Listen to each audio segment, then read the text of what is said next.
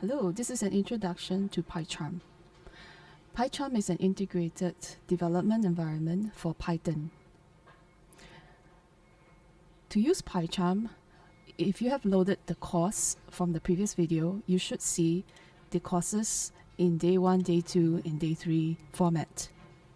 Alternatively, you can also look at the files in PyCharm by going to Project. Project will actually show more files because not all the files are in lessons. The course material under course is only available under lessons. So basically we've structured this course so that you have lessons that follow a certain flow, and after that you would be able to apply the lessons onto a Python Flask app. So here's a quick tour of PyCharm. On the left hand side you have the project bar, and when you open any file such as run.py, this would actually open the Python file and you can set breakpoints to it. To set a breakpoint, you would press on this side, on the left hand side here, and then you click. To stop the breakpoint or to remove the breakpoint, you just click again. So let's walk through how to debug a Python file. There are two ways to go about it. One way is to go through the course, and the other way is to go through project. You will go through the course if there are files that you want to look at, for example, the markdown files with the course. But the general method for the project will work for the course as well. So what you would do, let's say we are going to debug task 1, text vectorization. We would simply open the file in PyCharm, and you see that it's loaded. So I'm going to minimize this because we don't need it anymore. Okay. To minimize it, you just click this. So let's try to debug this file. And you probably, if it's the first time you're running PyCharm, you probably don't have any configurations. So let me just reset my system so that it will fit what you will probably have. Okay. So you probably see something like this. So what you can do, simply with the file open, you can go to Run, and you see there are two options. One is just simply to run the Python file from beginning to end without stopping, and the other is to debug. Let's try the second option, to debug.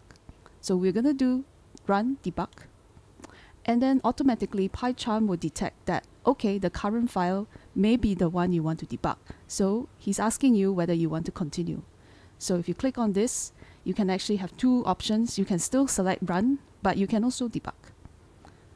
So let's go ahead and debug. Now the debugger is started. Give it a few minutes and you will see this window change.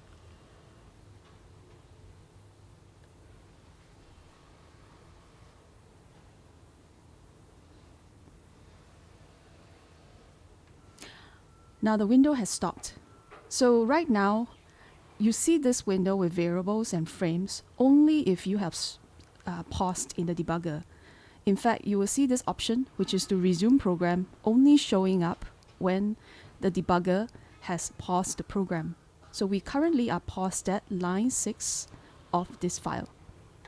So there are a few things you can do here. You can continue, resume the program, which will run until it hits the next breakpoint, or you can step.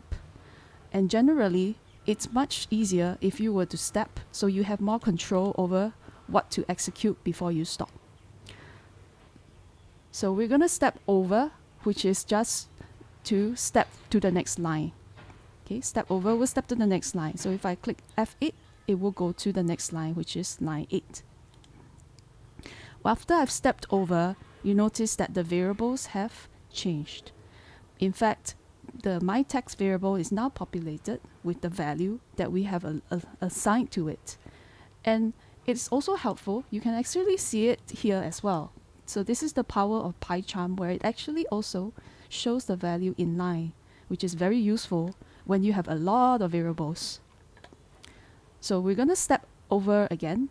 This will step to the next line. So after we've done this, you should see a vectorizer variable show here. And voila, Here's a vectorizer variable. You can actually see more information about it. Some of it may not be available yet because may not be initialized. Okay.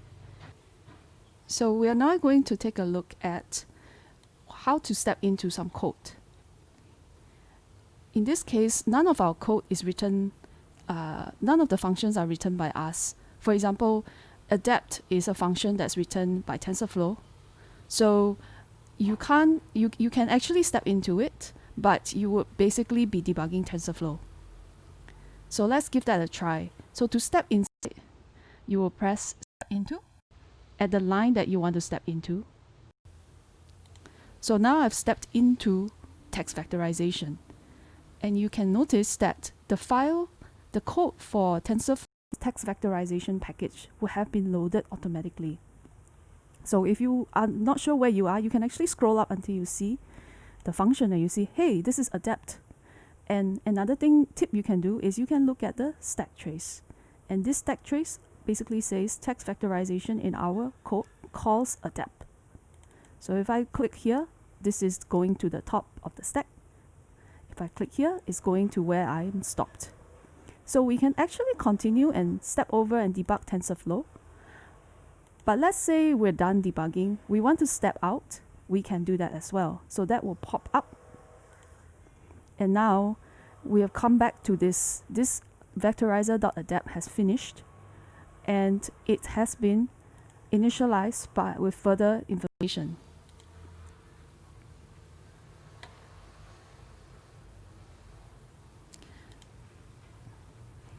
So you can scroll through some of this. Some of this may not be available.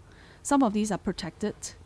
So depending on what is implemented, you may or may not see everything that may not be the same.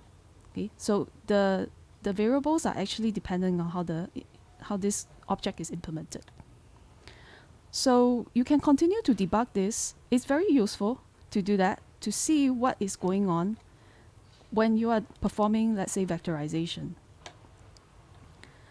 Another thing you can do is you're not limited to the code here, executing the code here. This code is considered static. Basically, if you make any changes to this file, text vectorization, while it is being changed, the debugger may or may not recognize it. But you can always go to the console. So the console, think of it as a Python console with the current state of the values. So what I can do from the console, I can actually inspect variables. I can actually use a vectorizer, for example, on some other text. This is some other text. I can do this. I can execute other code to test it out. And you will see that this vectorizer, I can call this because it has already been adapted. So console is a very powerful way to further troubleshoot your code and also inspect code that you can't see simply by clicking on the variables. You can actually do further things, which is very powerful. Now, if I want to continue running, I can resume program and it will finish.